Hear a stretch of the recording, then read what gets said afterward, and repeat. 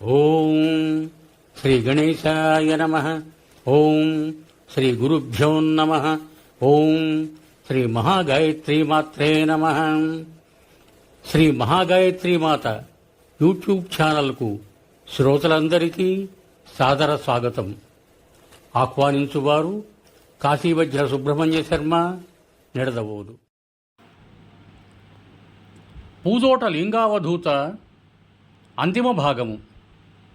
కానాల సమీప గ్రామం భక్తులు ఒక ఏకాదశి వ్రతానికి స్వామిని ఆహ్వానించారు. దశమి సాయంకాలం స్వామివారు ఆ గ్రామం చేరారు.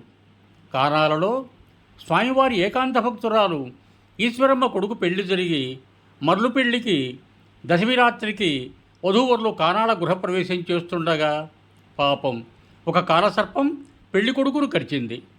అతడు చనిపోయాడు. స్నేహితులు, బంధువులు నవ్వధువు ఏడుస్తుంటే ఈశ్వరమ్మ ఏకాంతంలో గురువును ధ్యానింపసాగింది. అప్పుడు రాత్రి 11 గంటల సమయం. భక్తురాలి ఆపదను గుర్తించిన స్వామి వెంటనే తమ ఆశ్రమానికి వచ్చి దాసావధూతను భిక్షకై కానాల గ్రామానికి పొమ్మన్నారు. ఈ రాత్రి భిక్ష ఎవరు పెడతారు స్వామి అంటే, దీపం వెలుగుతున్న ఇంట్లో అడుగు పెడతారన్నారు. దాసావధూత దీపం వెలుగుతున్న ఈశ్వరమ్మ ఇంటి ముందు నిలిచి భిక్ష యాచించాడు. వరుడు చచ్చిపోయి మేమేడుస్తుంటే భిక్ష అడగటానికి నీకు నోరెట్లా వచ్చిందయ్యా అని అక్కడున్న వాళ్ళంతా దాసావధూతను ఈసడించారు. దాసావధూత మాట గుర్తించి ఈశ్వరమ్మ లేచి వచ్చి నవ్వధువు చేత భిక్ష పెట్టించింది. దాసావధూత ఆశ్రమానికి పోయి గురుదేవులకు ఈశ్వరమ్మ ఇంట జరిగిన దారుణం వినిపించాడు. స్వామి మందహాసం చేసి ఈశ్వరమ్మను వధూవరులను తీసుకురమ్మన్నారు. వారి వెంట బంధువులు, కొందరు గ్రామ ప్రజలు ఆశ్రమం చేరారు. స్వామి దాసావధూత చేత వధూవరులకు అభిషేకం చేయించి పసుబట్టలు కట్టించి మృదుల నెత్తిపై తమ దివ్యహస్తం ఉంచి పునః ప్రాణప్రతిష్ఠ చేశారు. ఆ ఇరువురికి ఆశ్రమంలో మరలా పెళ్లి చేయించి కానాల గ్రామ ప్రజలకు, పెళ్లివారికి విందు భోజనాలు పెట్టించారు. మర్నాడు సాయంకాలం దాకా ఆశ్రమ భక్తుల నామ సంకీర్తనం, లింగావధూత స్తోత్రపాఠాలతో మారుమ్రోగింది.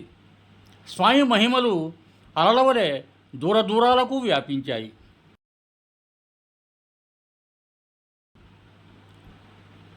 బనగానిపల్లెలో స్వామి భక్తురాలైన ఒక నాట్యసుందరి ఒక రాత్రి నాటకంలో సత్యభామ పాత్ర నటిస్తుండగా కాగడా మంటలు ఆమె వస్త్రాలకు అంటుకున్నాయి. ఆహాకారాలతో నాటకశాల దద్దరిల్లింది. కౌరవుల కొలువులో ద్రౌపది శ్రీకృష్ణ పరమాత్మను పిలిచినట్లు ఆ నాట్యసుందరి లింగావధూతను పాహిమాం పాహిమాం అని ప్రార్థించింది. ఆ సమయాన ఆశ్రమంలో స్వామి తమ అంగవస్త్రంతో మంటలార్పుతున్నట్టు నటించారు. అక్కడ నాట్యసుందరి రక్షింపబడింది.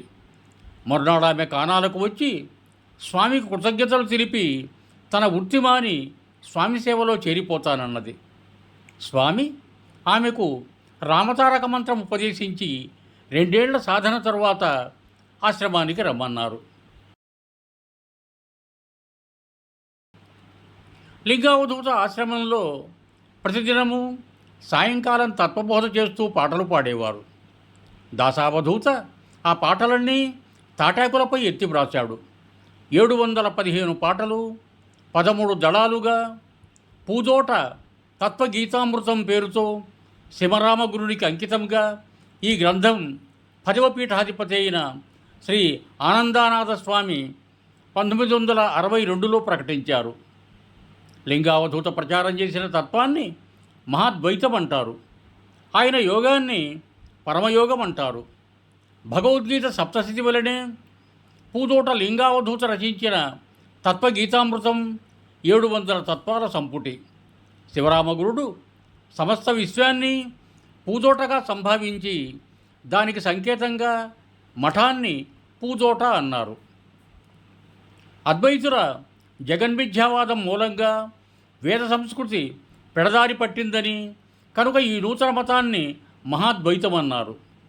విశ్వ ప్రజలందరికీ ఏకసూత్ర సాధనా ప్రణాళిక కోసం తమ మతానికి విశ్వవిజ్ఞాన మతమని నామకరణం చేశారు. మహాత్ములందరూ బోధించిన జీవన్ముక్తి సరిగమ పదనిస ఆరోహణం మాత్రమే. లింగావధూత దృష్టిలో అది ప్రథమ పాఠం. బ్రహ్మశక్తిని భౌతిక జీవనానికి తెచ్చి సంపూర్ణ జీవనంతో చిన్మయ ధారణ చేయటం అవరోహణ. సరిదప మగరిస రెండవ పాఠంతో హిసించి జడసంధానం చేసి చిన్మయోగంగా రూపొందించారు. తమ ఈ యోగాన్ని పరమయోగం అన్నారు. తత్వగీతామృతంలో మంత్రయోగ, దృష్టియోగ, లయయోగ, హఠయోగ, రాజయోగములు వివరించే గీతాలున్నాయి. లింగావధూత స్వామివారు భగవద్గీత వలె జీవమండల, విశ్వమండల, పురుషోత్తమ మండల, తత్వమండల సాధనా పథకం బోధించారు. వేదవ్యాసుల తరువాత విశ్వమండల సాధనను బోధించిన వారు స్వామి లింగావధూత వారేనట. లింగావధూతుల ప్రబోధాల మూలంగా, వారు ప్రదర్శించిన లీలల మూలంగాను పూదోట తత్వజ్ఞాన సాంప్రదాయం ఆంధ్ర, కర్ణాటక దేశాల్లో బాగా వ్యాపించింది. తత్ఫలితంగా బరగానిపల్లె, రవ్వలకొండపైన, గొల్లపేటలో, కానాలలో, బేతంచెర్లలో, శివవరంలో, తరిమెలలో, గాడీలంకలోనూ మఠాలు వెలిశాయి. ఆ మఠాల ద్వారా లింగావధూత స్వాముల సందేశం దూరదూరాలకు వ్యాపించింది. ఇట్లా జరుగుతుండగా లింగావధూత ఒకనాడు అఖండ సమాధిలో ఉన్న సమయాన ఆంజనేయస్వామి ప్రత్యక్షమై అవధూత దేహం చాలించే సమయం ఆసన్నమైనట్లు చెప్పారు. స్వామివారు తమ శిష్యులకు ఈ విషయం చెప్పి జ్యేష్ఠశుద్ధ పౌర్ణమి నాడు దాసావధూతకు పట్టం కట్టారు. వారం దినాల్లో సంగమేశ్వర యాత్రకు బయలుదేరారు. వెంటనున్న జ్ఞానేశ్వరి, దాసావధూత, భద్రావధూతలు సంకీర్తనం చేస్తుండగా కానాల విడిచి నంద్యాల చేరి కుంతురదిలో స్నానం చేసి పక్క గ్రామంలో భిక్ష చేశారు. ఇంతలో లక్షమ్మ, ఈశ్వరమ్మలు అక్కడికి చేరారు. స్వామివారు శిష్య సమేతంగా జ్యేష్ఠ బహుళ ఏకాదశి నాడు సంగమేశ్వర తీరాన చిన్నవనం చేరారు. ద్వాదశి నాడు ఉదయం దాసావధూత, లింగావధూత స్వామివారికి పంచామృత స్నానం చేయించి నూతన వస్త్రాలను అలంకృతులను చేశారు.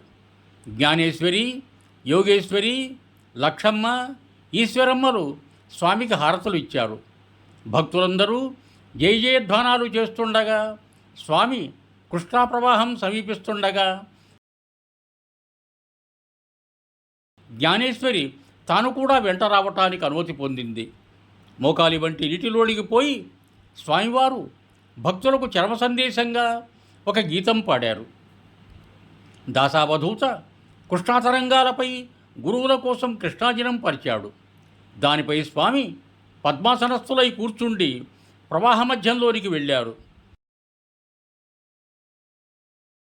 వారి దేహం చుట్టూ మంటలు లేచి ఆ మంటలు ప్రకాశంగా మారి సూర్యమండలం వైపోయాయి.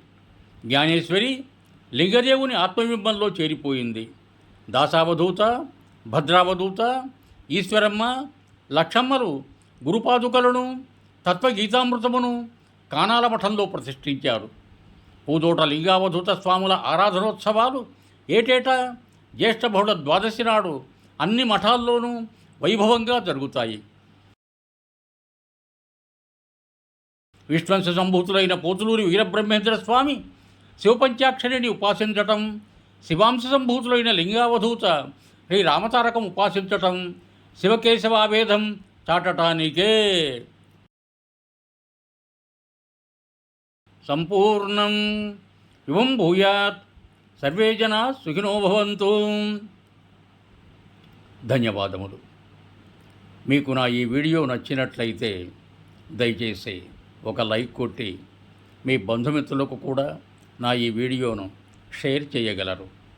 అదేవిధంగా నా ఛానల్ను కూడా సబ్స్క్రైబ్ చేయ ప్రార్థన.